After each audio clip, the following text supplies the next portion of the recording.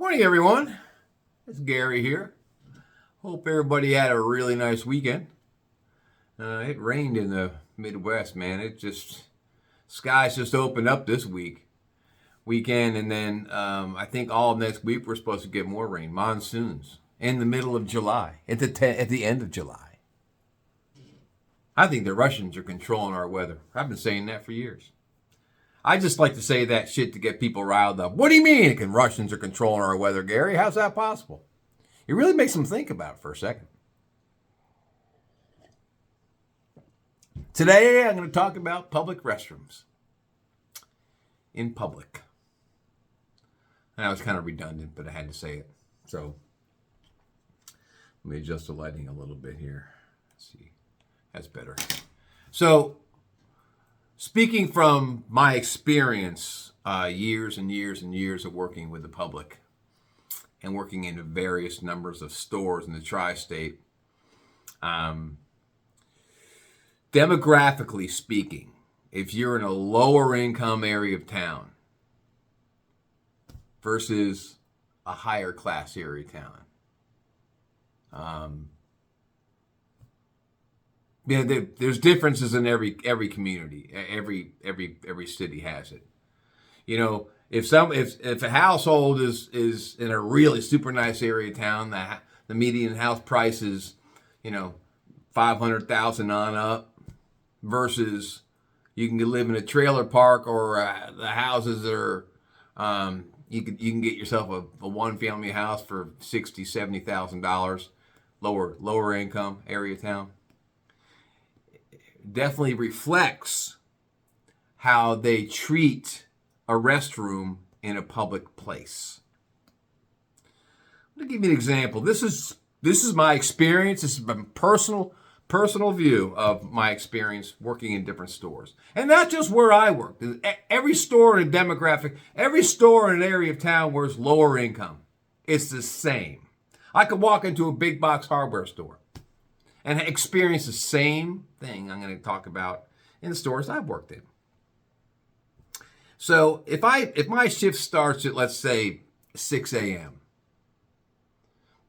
it would take me anywhere from there was never a store really close to where I lived, so I would drive anywhere from 25 to 30 minutes to get somewhere. Let's say I got somewhere, I'm drinking a cup of coffee on the way to work, I got to take a leak before I start my shift. I go back to the bathroom, take a leak, wash my hands, get some paper towels, wipe off my hands, put the paper towel in the garbage can, exit, and go back to work. That's at 6 a.m. Take a busy Saturday or a busy Sunday, and you go in there at 3 o'clock when you're getting ready to leave, or 2 o'clock when you're getting ready to leave, and it looks like a bomb hit it. There's a reason for it. I'll give you a quick backstory, because we're on the subject. So you got this couple with their 3 kids. They're getting ready it's on a Saturday, and they're getting ready to go to the store, do some shopping. And the husband says to the wife, he goes, "I gotta take a crap. I gotta go. Give me a minute, honey. I know the car's running, the kids are out in the car, but I gotta take a crap, baby.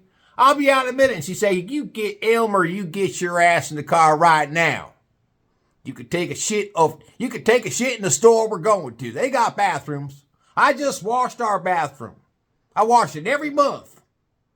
Get your ass in the car. Let's go. We're in a hurry. We're on a timeline." That's exactly what they do. They hold that shit in. Use our bathrooms. Use our toilet paper. Use our water. Use our soap. Basically, So then the Elmer boy, he's driving along and he's getting labor cramps because he's got to go real bad. He's within seconds of shitting himself.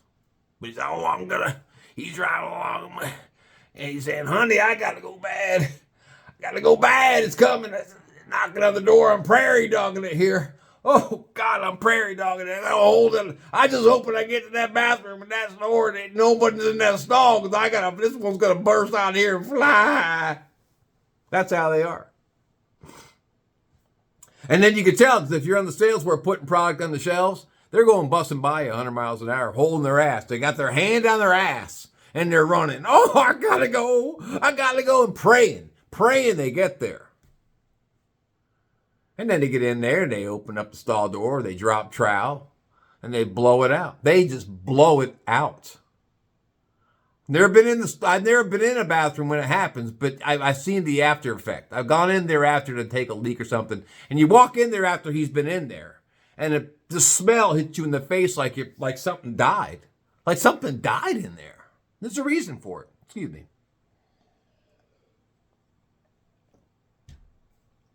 See, the lower income areas of town, the way they eat, their diets are different from middle class and upper class. They live on a certain amount of money that comes in or doesn't come in. Maybe they're on government assistance. Maybe they have crappy jobs. Whatever it is. And then they have a couple kids. They squeeze out a couple puppies, you know. Well, then they got to find a way to eat. Well, it's generally the cheaper foods to buy in a store are the more unhealthy foods. And this goes on coast to coast all over America. You got to go through the Appalachians. Woo! Don't use those bathrooms. Anyway, and it's a direct result of what they leave behind after they defecate. And I've been in stores. I went into a big box hardware store across town that I prefer to use because their selections are better. Their aisles are cleaner. They have a better staff of people working there. It goes on, but I'm not talking about that thing. I'm talking about public restrooms. Well, the public restrooms there are clean. You walk in, the sinks are clean. They have a lot of paper towels hanging there for you to use and access. The toilets are clean. There's nothing floating in there that's suspect. You don't feel like you got to bubble wrap yourself before you walk in there because it's clean. It's cleaner than your own bathroom at home. So it's great. And the nicer area towns, that's how it is. You go into a store that's lower middle class to low class.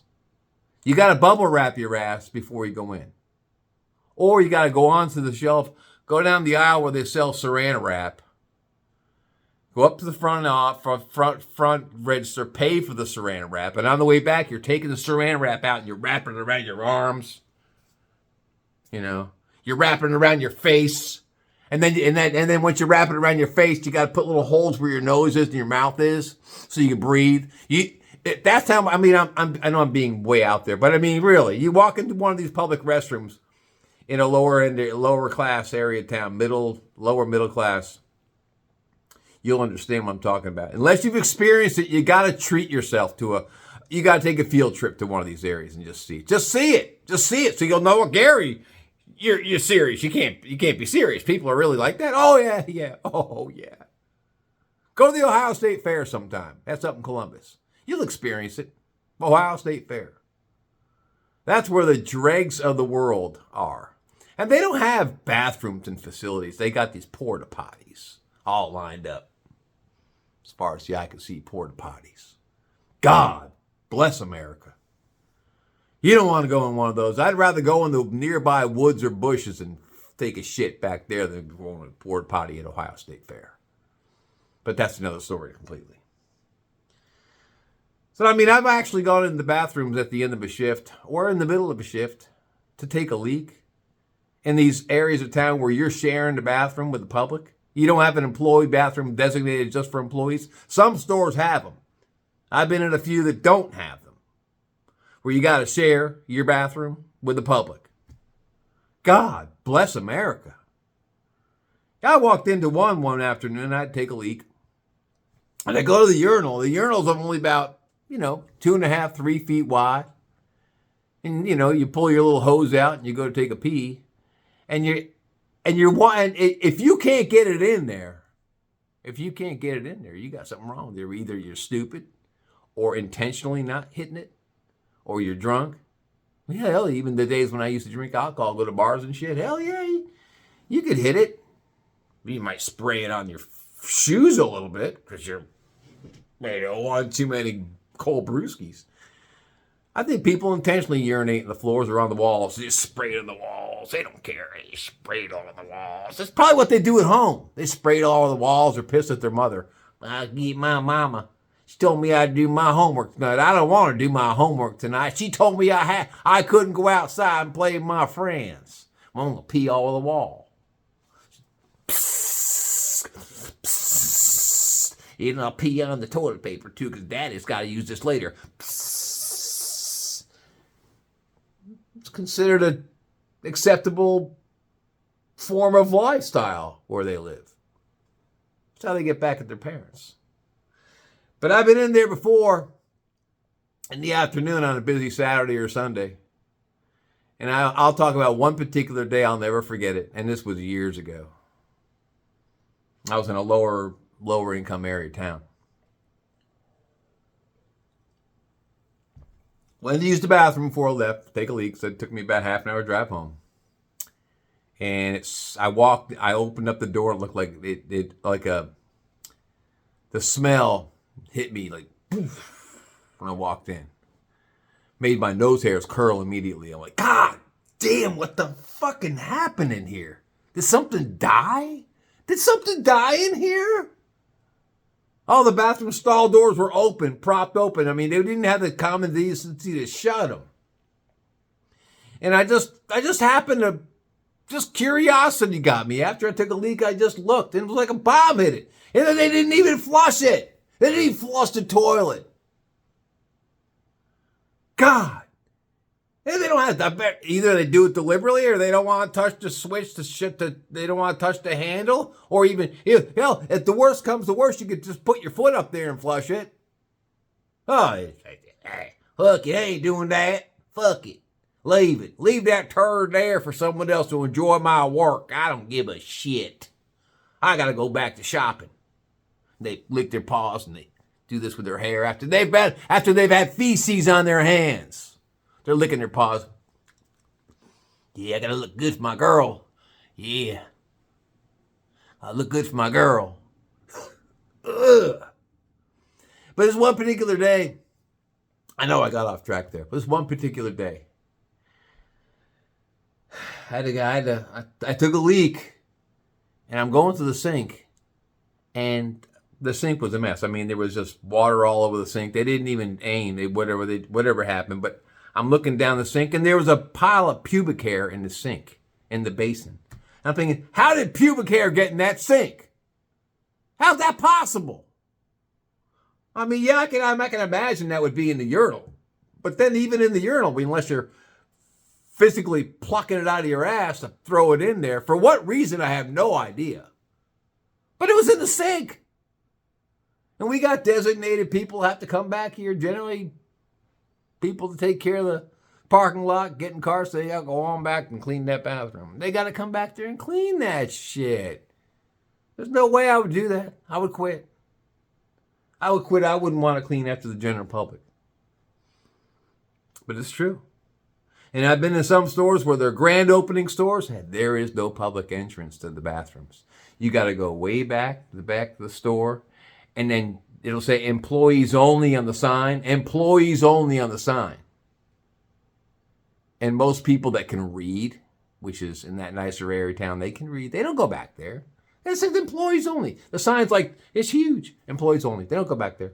I've had people walk up and say, do you have a public restroom here? It's up front next to the cash registers. All right, man, thanks. And it's just different. I had a friend of mine ask me, some guy I used to work with before I retired said, Gary, when you get starting on doing your podcasts, you got to talk about the public restrooms we deal with. You got to bring that up. You got to get it out there. But that could be anywhere. That could be anywhere, coast to coast. Here's a really good example. Truck stops. You would think that truck stops, most people would think that truck stops off of highways are dirty as hell. On the contrary, they're just the opposite. Truckers. It's like you've heard people say, "Oh, that guy, he swears like a trucker." I've heard that saying over the years. That guy swears like a trucker. Well, they may swear. They may break your 19 on their CB and stuff, but a lot of these truck stops, they have showers and lockers and stuff like that for guys driving over the road and they need to stop somewhere and relax. They got the showers are nice and clean. The floors are spectacular. You can smell it. There's cleanliness. They're being cleaned on a regular basis by the staff that works at these truck stops. The locker rooms, because they got locker rooms right in there, those are clean and tidy. The truckers that go in there, they want to go into a nice surrounding area to clean up and take a shower, and then they got a lounge outside, generally in this big area, and they have a restaurant you can eat. It's all clean. Everything's clean. Truckers, on the contrary, truckers are clean people. They work hard. They drive a truck for 18, 20 hours at a time, and they want to rest somewhere nice and clean. And I've seen a lot of truck stops. A lot of the traveling I've done in my life, a lot of the truck stops are a lot cleaner than these public restrooms in stores or gas stations. You go to a gas station somewhere. Hey, you got a bathroom here? Same way, you got to bubble wrap yourself. Go back there.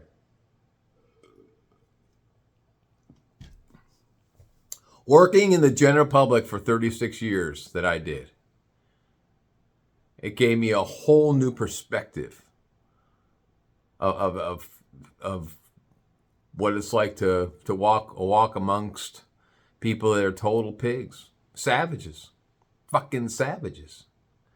And it's there. It's true. It's the truth. But I wanted to throw that out there today. I don't want to go too deep because, you get the idea of what I'm saying. They'd rather use our bathrooms and our water and our toilet paper than to take a shit at home.